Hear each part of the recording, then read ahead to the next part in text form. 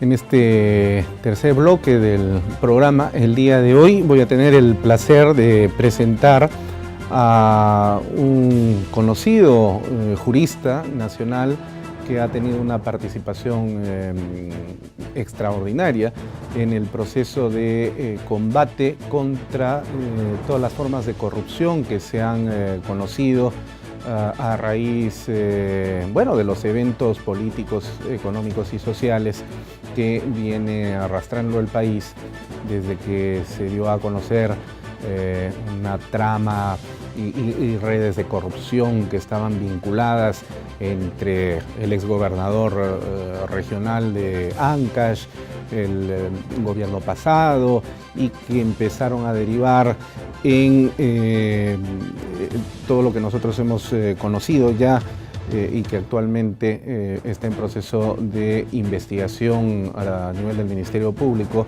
en los temas del famoso caso Lavallato. Me estoy refiriendo al doctor Joel Segura Alania, ex procurador anticorrupción, a quien damos la más cordial bienvenida a Referente Jurídico.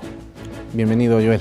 Muchas gracias, Luis. Y nada, estamos para compartir alguna experiencia y tal vez algunas expectativas en todos estos temas vinculados con corrupción, ¿no? Sí. Antes de iniciar esta conversación, permítanme presentar a nuestro invitado el día de hoy, que además es un viejo amigo de poco más de 2 décadas. Provenimos de la misma tierra, en el Valle del Mantaro, aun cuando tú eres tarmeño de origen, la perla de los Andes. Joel Segura es abogado por la Universidad Peruana Los Andes, con estudios culminados en la maestría Convención en Derecho Penal en la Pontificia Universidad Católica del Perú y, bueno, como ya es de conocimiento público, ha ocupado el cargo de procurador anticorrupción y además es especialista en Derecho Penal y Procesal Penal. Ahora vamos a conversar sobre un tema derivado de lo que acabamos de tratar en los 2 bloques anteriores, que es el tema del lavado de activos. El tema de los programas de adecuación preventivo contra esta modalidad delictiva.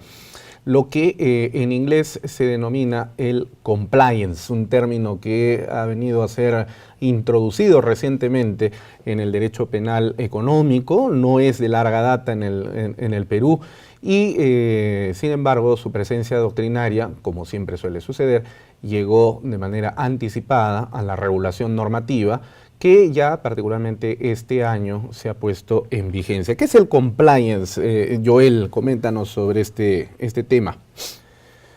Para entender el concepto, creo que hay que ubicar primero un contexto, ¿no?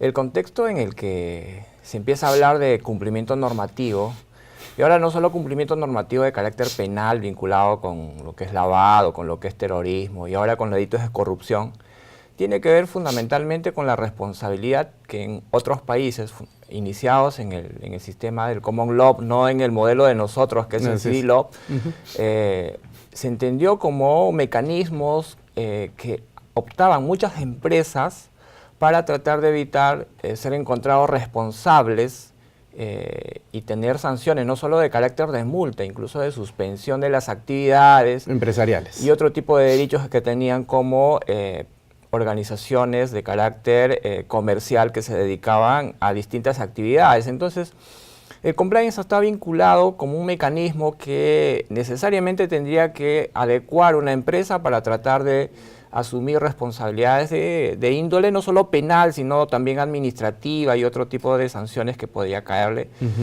Entonces, como digo, el término esto no es tan simple de explicarlo conceptualmente, sino hay que entenderlo en un contexto. Incluso un dato más, para tratar de entender el término a partir del caso Enron, las directivas que se daban en Estados Unidos para tratar de regular que las empresas implantaran dentro de su organización sistemas de prevención de delitos. Enron en su momento, en el año 2000, es uno de los grandes casos penales de responsabilidad de persona jurídica que uno tiene como referente cuando estudia la responsabilidad de las grandes empresas vinculadas con corrupción.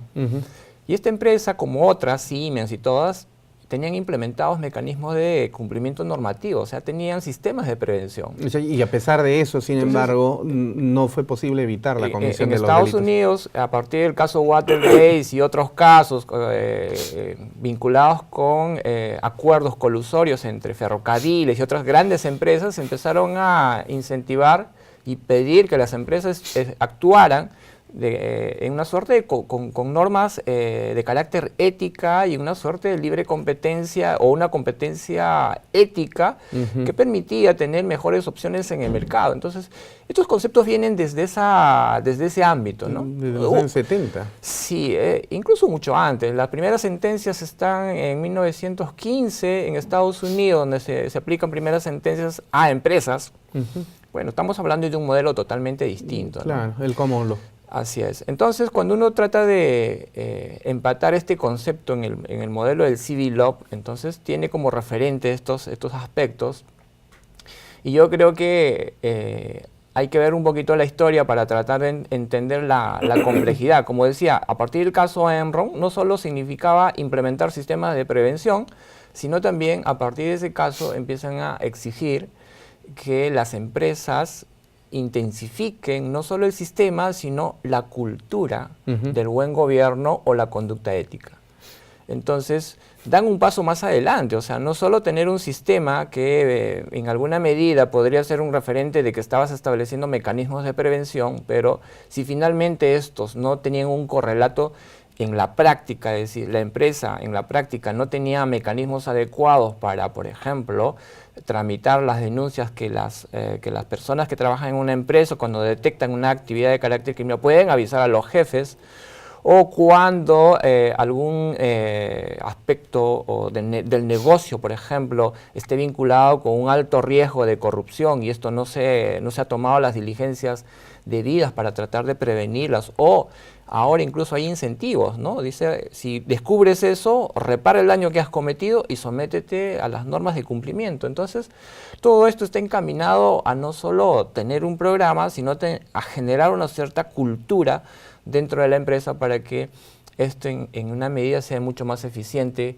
que tener el nombre, ¿no? Entonces, como digo, no es tan simple entender el complejo o el contexto que te presenta un compliance, o lo que en España lo conocen más como el cumplimiento normativo de normas. Pueden ser penales, pueden ser incluso laborales, ¿no? Entonces están vinculados con un conjunto de normativas donde las empresas están obligadas, ¿no? En el sistema norteamericano es eminentemente penal. No, abarca todo. Abarca todo. Abarca todo, y en Europa, claro, la OCDE como mecanismo exige como un requisito para pertenecer a la organización, implementar mecanismos y responsabilidades de carácter penal a las empresas. Pero claro, la OCDE coge del modelo americano. Entonces, es una suerte de correlación o antecedente previo para estar implementando y mejorando estos modelos, ¿no? Entonces, los grandes casos que han surgido en temas de corrupción de funcionarios vinculados con empresas han tenido mecanismos de prevención. No han funcionado. ¿Por qué? Porque yo creo que la parte ejecutiva del control ha fracasado. Han utilizado normalmente el nombre del sistema, ¿no? Este caso Siemens, por ejemplo, fue bastante sonado en su momento. Es casi uno de los más últimos. Emblemático, además. Abarcó Argentina, abarcó Centroamérica y varios países en Europa, ¿no? Sí. ¿En qué consistió el hecho delictivo que llevó a Siemens a la circunstancia en la que la colocó en esos años? Estamos hablando de hace 5 años, no más. Sí, un poco más, pero igual se trató de lo que acá en el caso Odebrecht se está descubriendo. Cajas negras, empresas de cartón, vehículos para tratar de ocultar acuerdos colusorios, ¿no? Preferencias en el mercado. Entonces, la empresa, para ganar cosas no solo en Argentina, en otros, ha terminado corrompiendo funcionarios. Es la misma modalidad que ahora se ve en el caso Odebrecht. Con una gerencia de operaciones especiales, como le llaman la gerencia de coimas. Así es, cada vez se sofistican más, o sea, hay una preparación, claro, agarran el background anterior de por qué perdió esto, entonces van mejorando el sistema, y son gente muy especializada, de mucho conocimiento, que se dedican a esto, ¿no? Sí. Ahora, aquí en el Perú el compliance llega, decíamos, de manera doctrinaria, antes que normativa. Sí, sí, hay un... Bueno, en el siguiente bloque vamos a hablar más sobre el particular, pero ¿en qué estado se encuentra el análisis doctrinario de los programas de cumplimiento, de adecuación aquí en nuestro país? No es tan sencillo de comprender. Un poco está vinculado con el avance que en el Perú se dio con, primero, aprobar la ley de responsabilidad de las personas jurídicas. Si la memoria no me falla, hasta antes del año 2010 no habían proyectos que trataban de establecer responsabilidad de carácter penal a una empresa. Vamos a hablar en el término más sencillo posible. En el año 2011, me acuerdo, en la gestión del doctor César San Martín, se presentó uno de los primeros proyectos de responsabilidad de las personas, o de las personas jurídicas o empresas, ¿no? De las empresas en general. Pero perdóname, yo recuerdo que tú ya habías presentado un trabajo que data de hace unos 15 años aproximadamente. No, en el año 2000 avancé con una tesis. De una forma pionera, ¿no? Más o menos, a partir de algunos avances que en España trataban de entender y trataban de explicar el tema de la culpabilidad y la responsabilidad, que era un tema bastante debatido incluso hasta ahora, claro. Pero mi enfoque era y cómo vemos esto dentro de las empresas, ¿no? Entonces era un enfoque bastante preliminar, incipiente, y ya en esos años la OCDE también, y muchos países del Common Law ya eran partícipes de la responsabilidad de la persona jurídica, pero menos nuestro modelo, claro. Todavía no se había intentado, no se había avanzado en determinar o romper ese famoso principio del societas delinquere non potest. Entonces, eso se cae.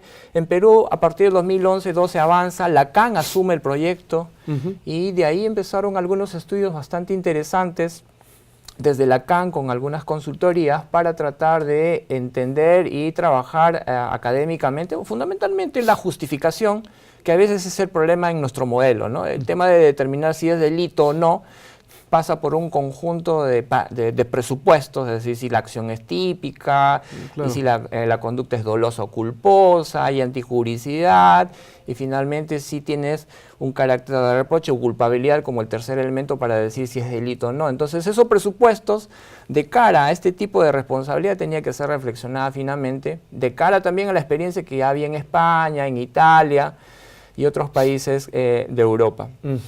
Pero volviendo al tema, en Perú esto tomó mucho tiempo, 2012, 13, 14, recién en el año 2014, a finales y a 15, es que se aprueba la ley de la responsabilidad administrativa. Se cambia el nombre, siguiendo el modelo italiano, como responsabilidad administrativa de las personas jurídicas, pero es una responsabilidad penal en sentido estricto. Sí, claro.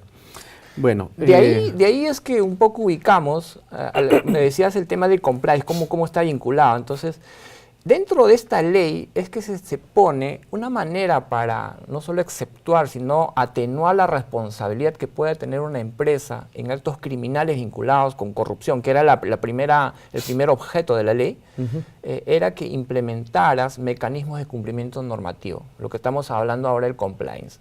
Y el compliance en alguna medida significa mecanismos o sistemas que una empresa tiene que implementar dentro de la empresa para tratar de hacer que la empresa, dentro de su actividad, a través de determinadas personas o determinadas unidades, si una empresa es inmensa, por ejemplo, la unidad de logística, la unidad de tratos comerciales o la unidad de relaciones financieras internacionales, finalmente termina haciendo tratos en nombre de la empresa. Claro. Que estas empresas, por ejemplo, controlen muy bien el tema de incentivos para que estas personas que finalmente terminan representando una empresa, no terminen proponiendo o haciendo actos de soborno para ganar licitaciones o algunas vinculaciones de carácter económico que puedan tener con el Estado. Sí, yo había dicho que el compliance era una especie de OSI interno de las instituciones privadas, pero tú dices que no.